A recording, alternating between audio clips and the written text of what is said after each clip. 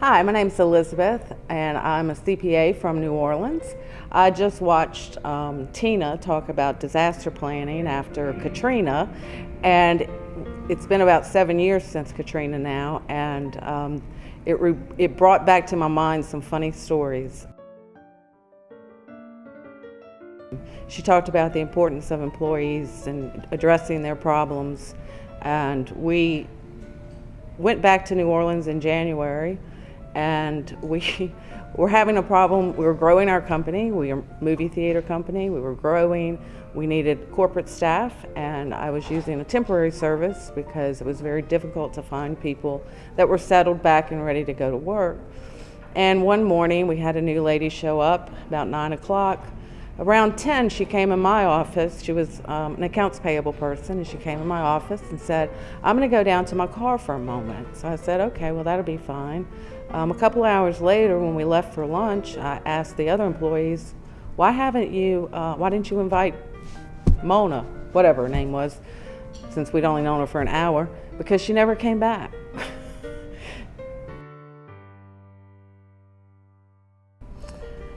So here's the lesson. When people go through a disastrous situation, their personal life is the most important. 4 to 5 months after Katrina happened, people were still trying to figure out where they were going to live, how they were going to provide for their family. And it's important to pay attention to the people and to their needs. So here's what happened to us. Looking back, we were a growing company. It was coming up on Labor Day weekend, actually, and we were thinking that we were just going to have a little extended vacation. We had about 5 employees at the time. One actually went to Florida on vacation. 3 days later, 4 days later, after we went through Katrina, we were no longer in New Orleans. We were in Baton Rouge, and we had to start concentrating on finding our 4 or 5 employees, which was a big challenge with little cell phone service. But what came out of that was that not only were we a place to work, we became a family.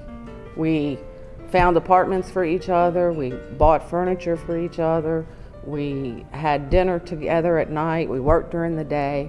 And today, 7 years later, those same 5 people are still at the company.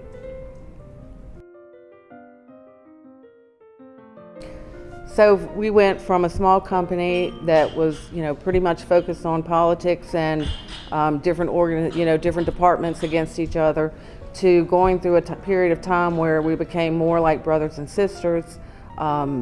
Those 5 employees still today are like brothers and sisters. We all spend a lot of time together with our spouses.